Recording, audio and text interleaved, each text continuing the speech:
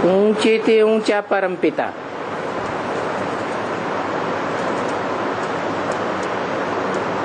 परमपिता है तो किसका वो बाप है?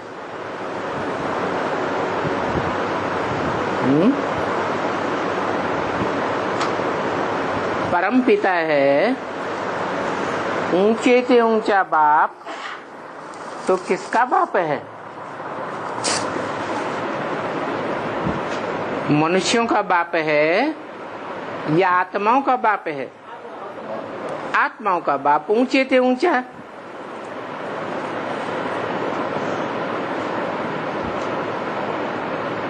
सभी आत्माओं का बाप माना। कीड़े मकोड़े पशु पक्षी पतंगे सबका बाप है।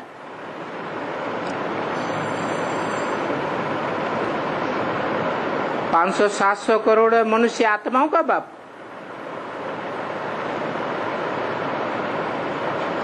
परंतु बाप तो कहते हैं, फादर है तो फादर जरूर मिलना चाहिए, और फादर सिर्फ कहे और कभी मिले ही नहीं, वो फादर कैसे हो सकता? सारी दुनिया की जो भी आत्माएं हैं सब से आकर के मिलते।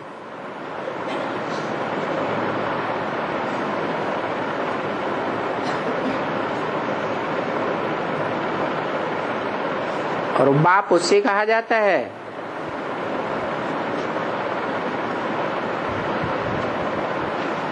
जिससे जन्म मिले, जिससे वर्षा मिले। जन्म ही न मिले, वर्षा ही न मिले, कोई प्रॉपर्टी न मिले, तो बाप किस बात का?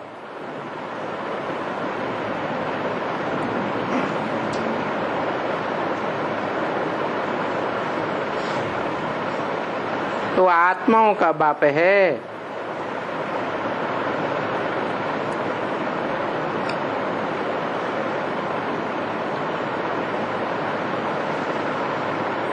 आत्मा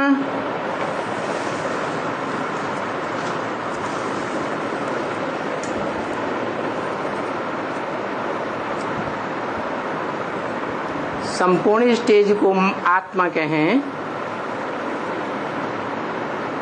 या आधा देह भान रहे, आधी आत्मिक स्थिति रहे, तो आत्मा कहें है।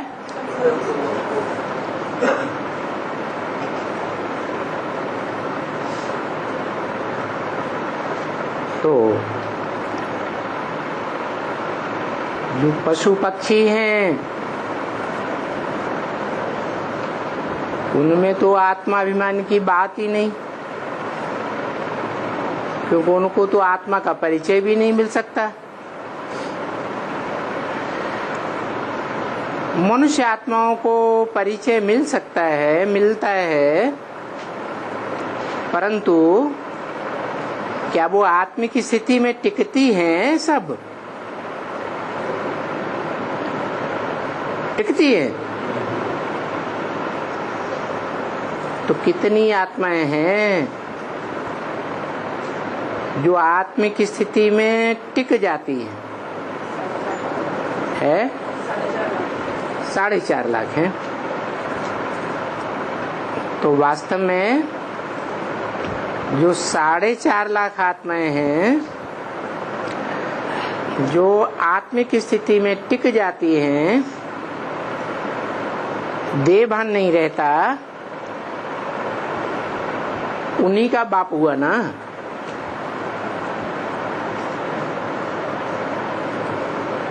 जो आत्मा बनते ही नहीं, वास्तव में उनका बाप है क्या?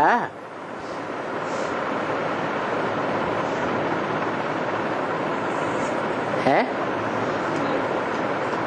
जब आत्मा अविनाशी गाई जाती है या विनाशी गाई जाती है, तो अविनाशी किस आधार पर गाई जाती है? 84 जन्म का पूरा पार्ट बजाए तो अविनाशी आत्मा, और 84 जन्मों का पूरा पाठ न बजाए, 84 जन्मों में 5000 वर्ष में पूरे 84 जन्म ही न ले,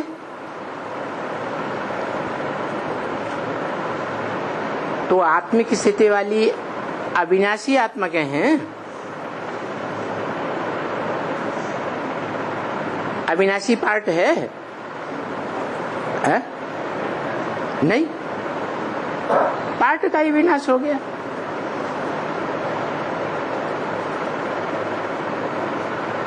रही सुप्रीम सोल की बात, जिसे आत्माओं का बाप कहा जाता है, ऊंचे से ऊंचा बाप जिसका कोई बाप नहीं,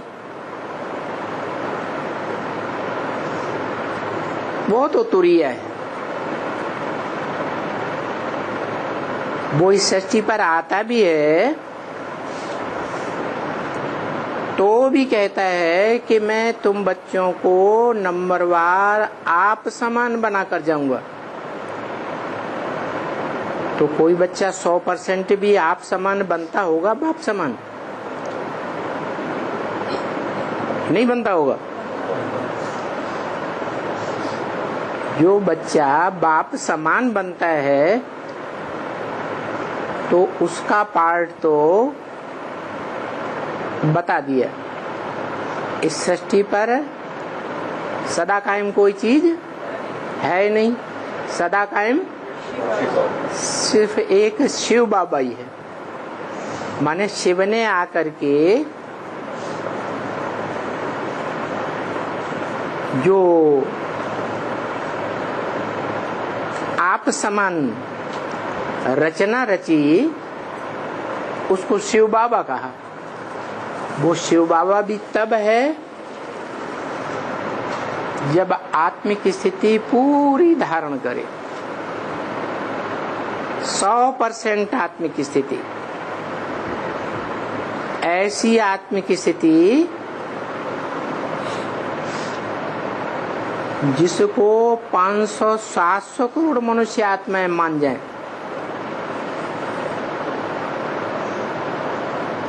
और 500-700 करोड़ मनुष्य आत्माएं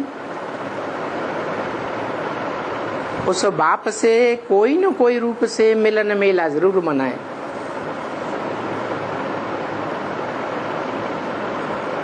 दृष्टि से,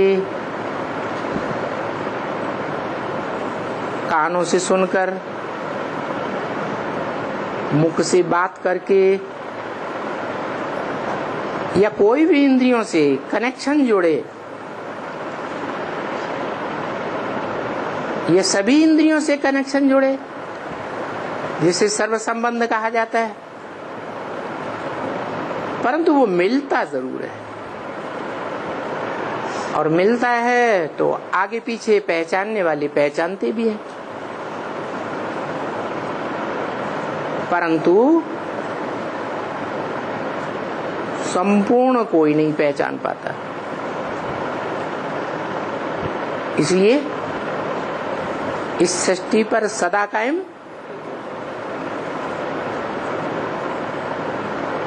एक ही है,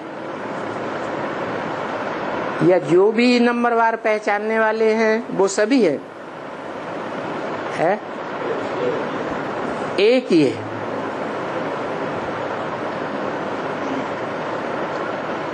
जो एक है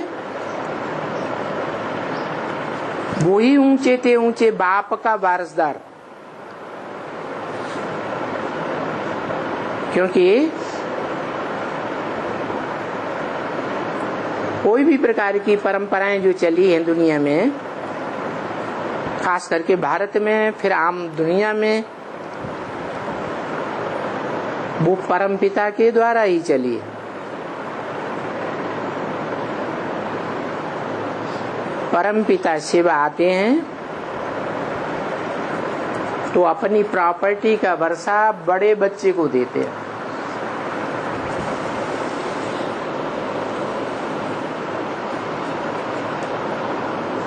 बड़ा बच्चा जो प्रॉपर्टी का हकदार बनता है वो क्या प्रॉपर्टी पाता है?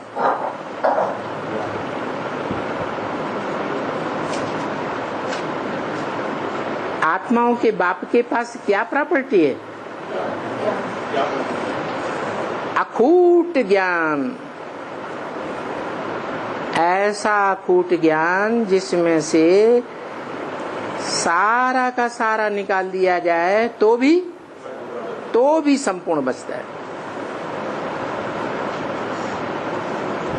ऐसा अखूट ज्ञान का भंडार पाने वाला बड़ा बच्चा वो ही अविनाशी आत्मा हुई,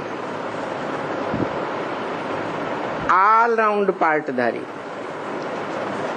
जिसका षष्ठी रूपी रंगमंच पर पार्ट कभी खत्म ही नहीं होता। इसलिए वो सारी मनुष्य सृष्टि का बीज गाया हुआ है और होता भी है प्रैक्टिकल में। उस बीज में सारा मनुष्य सृष्टि रूपी झाड़ समाया हुआ है।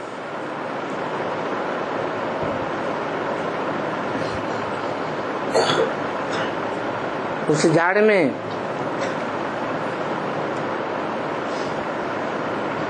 कोई पहले पत्ते, कोई बाद के पत्ते, कोई मध्य के पत्ते।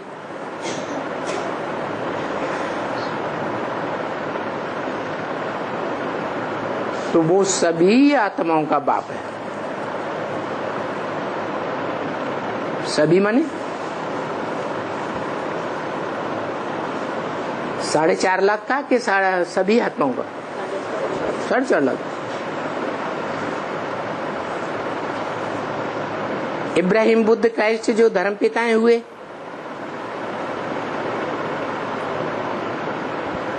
उन बापों का बाप कोई नहीं है, है? तो जो उनका भी बाप है, ग्रेट फादर्स जिन्हें कहा जाता है, इब्राहिम, बुद्ध, क्राइस्ट को,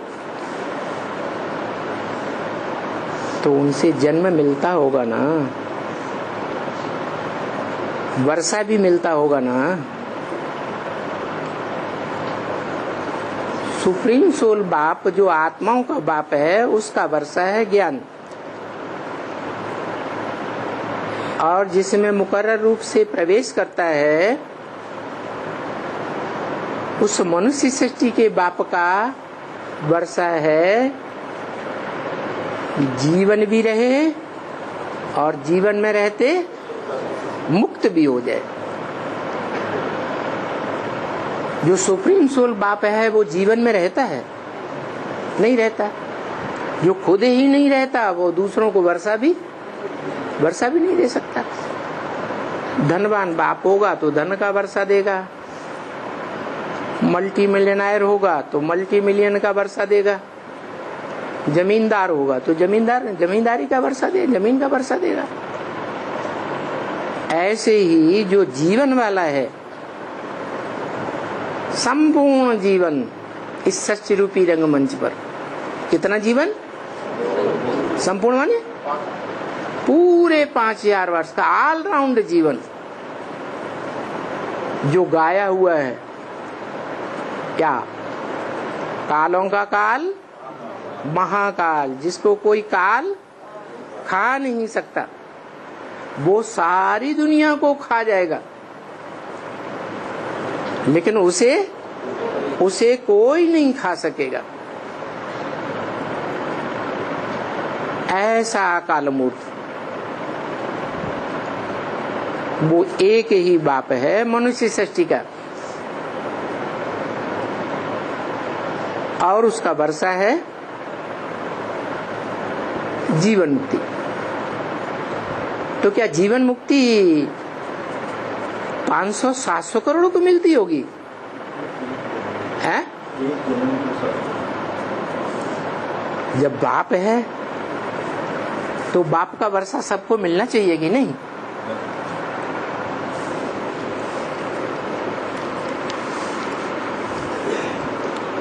आज्ञाकारी, वफादार, फरमानबरदार, ईमानदार बच्चे होते हैं तो बाप की उन बच्चों के ऊपर ज्यादा लगन जाती है। ये हमारी प्रॉपर्टी को ज्यादा सुरक्षित करके रखेंगे, हमारा नाम बाला करेंगे। जो बच्चे निठल्ले होते हैं घर में बैठे रहते हैं। जैसे बहुत ढेर सारी आत्माएं हैं जो परम धाम में पड़ी रहती हैं, कलयुग के अंत तक पड़ी रहती हैं।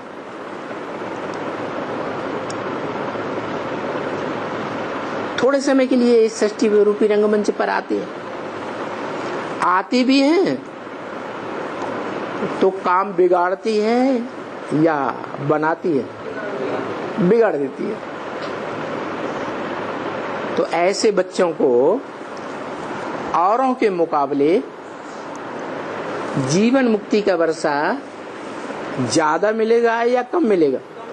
कम ही मिलेगा।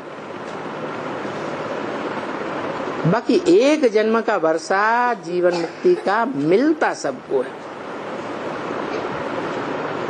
चाहे वो 500-700 करोड़ में से पहले नंबर की आत्मा हो, पहला पत्ता हो, चाहे सस्य रूपी वृक्ष का लास्ट पत्ता हो। तो बताया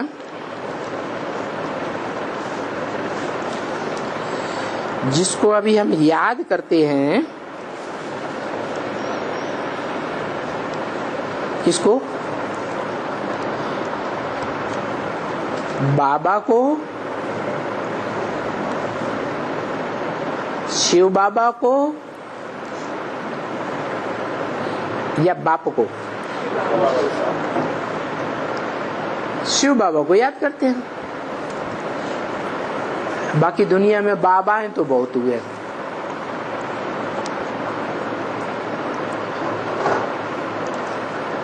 जिन्हें ग्रैंडफादर कहा जाता है। और ग्रैंडफादर का वर्षा सबको मिलता है, बच्चों को। बाप का वर्षा मिले या न मिले, लेकिन ग्रैंडफादर का वर्षा जरूर मिलता है। तो जिसे शिव बाबा कहा जाता है, वो शिव बाबा हमारे याद करने की चीज है।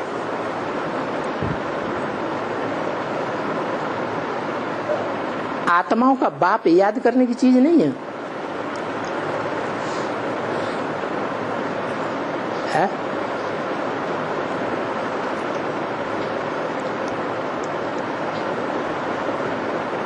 आत्मा है निराकार, तो आत्माओं का बाप भी निराकार।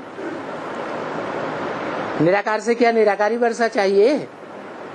है? नहीं चाहिए।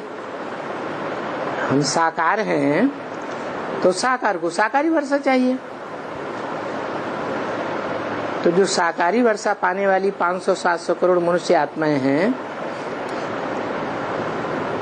वो शिव बाबा से वर्षा पाती है।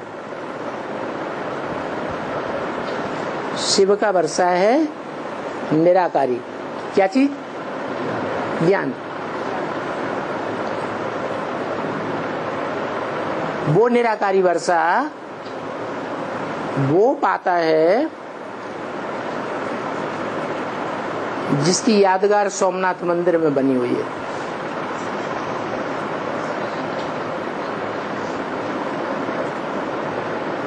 गोल पत्थर और बीच में हीरा। आत्माओं का बाप शिव कहते हैं, मैं पत्थर बुद्धि कभी नहीं बनता हूं। और हीरा, हीरा पत्थर होता है या नहीं है? होता है। 9 रतन, जो 9 रतन गाए हुए हैं, वो 9 रतन पत्थर बनते हैं या नहीं? माना शिव बाप ऐसी तुरीय आत्मा है जो कभी पत्थर बुद्धि नहीं बनती। बाकी मनुष्य आत्माओं के बीच में श्रेष्ठ ते श्रेष्ठ जो 8-9 ग्रह के रूप में गाए जाते हैं, अष्ट देव के रूप में गाए जाते हैं, शिव की अष्ट मूर्तियां गाई जाती हैं, जो शिव शंकर के सर के ऊपर रखी हुई दिखाई जाते हैं 8 मण के, वो भी श्रेष्ठ आत्मा है।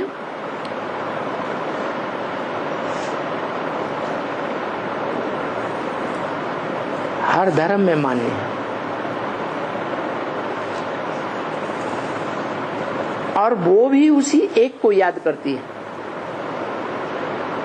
किसको? शिव बाबा को याद करती है। शिव बाबा से वर्षा पाती है, बड़े से बड़ा वर्षा जीवन मुक्ति का। तो जो बड़े से बड़ा वर्षा जीवन मुक्ति का पाती है वो कौन से धर्म वंश की होंगी? सूर्यवंशी होती है। जिन सूर्यवंशियों के लिए कहा है कि तुम्हारा धर्म बहुत सुख देने वाला है,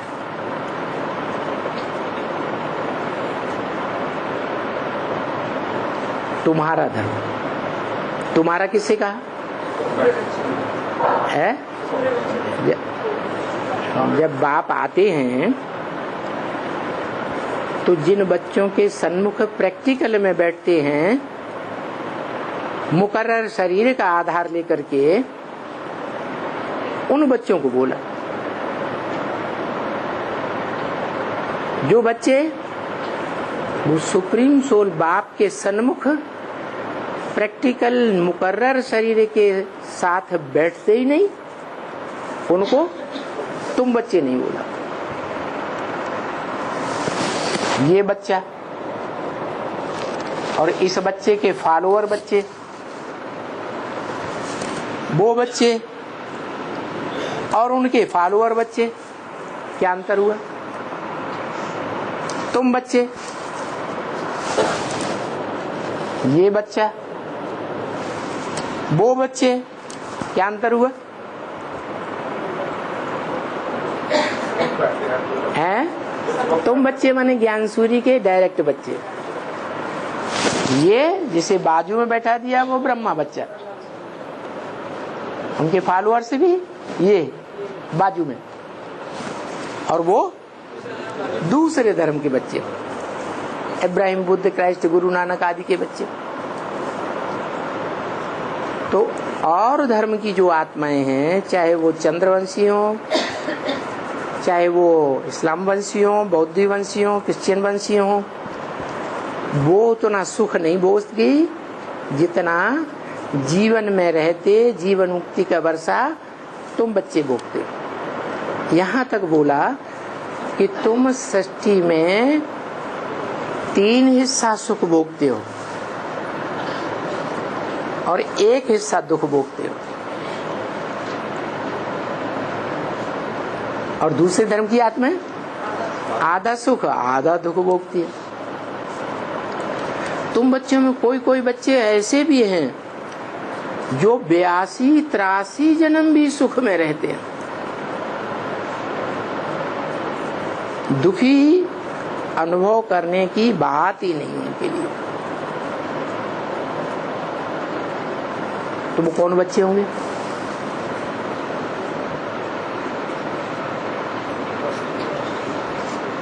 है?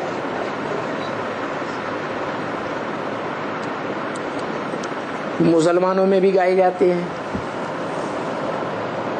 क्रिश्चियंस में भी माने जाते हैं। भारत में अष्टदेवों का गायन है ही। तो वो 8 सूर्यवंशी आत्माएं हैं नंबर बार, जो बड़े से बड़ा वर्षा जिसे कहा जाता है, चक्रवर्ती सम्राट,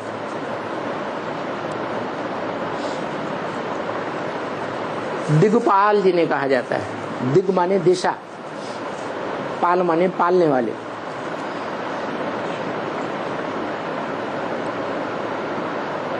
चार दिशाएं तो हैं, सब जानते हैं, पूरब, पश्चिम, उत्तर, दक्षिण। 4 उनके कोने, 8 और ऊपर और नीचे पाताल लोक।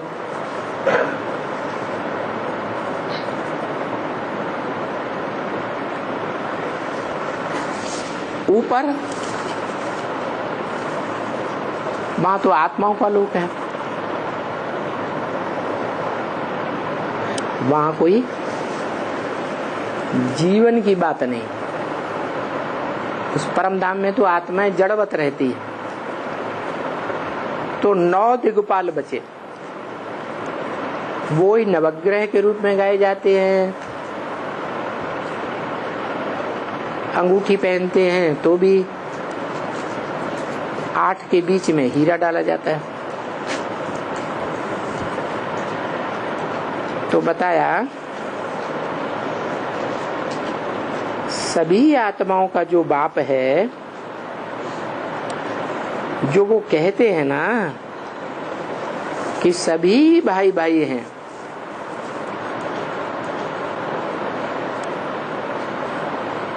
कौन कहते?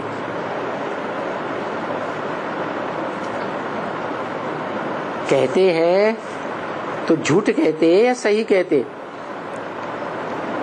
है? अरे कभी तो भाई भाई रहे होंगे, एक बाप के बच्चे रहे होंगे। बाप होगा तो भाई भाई रहे होंगे, बाप प्रैक्टिकल में होगा ही नहीं तो भाई भाई कहां से हुए? जिसको कहा जाता है वसुधैव कुटुंबकम। वसुधा माने पृथ्वी, सारी पृथ्वी हमारा परिवार है। ये कब की बात है? सतयुग की बात है, त्रेता की है, द्वापर की है, या कलयुग के अंत की बात है? हाँ, कलयुग के अंत में जो स्वर्णिम संगम आता है, जहाँ बाप आकर विश्व की बादशाही देते हैं, उसमें सारा विश्व धर्म समा जाता है। सभी विश्व धर्म की आत्माएं एक झंडे के नीचे आ जाती है। तो वो सारी वसुधा एक कुटुंब कही जाती है। और कुटुंब भी कैसा, राज्य भी कैसा? यथा राजा तथा प्रजा। माना रोटी और कपड़ा और मकान के बारे में कोई भी दुभांत नहीं हो सकती, पक्षपात नहीं हो सकता। कोई कैसे भी बच्चे हैं, उस छत्र छाया में रहने वाले बच्चों को वो अनुभूति जरूर होनी है, थोड़े समय के लिए हो या लंबे समय के लिए हो।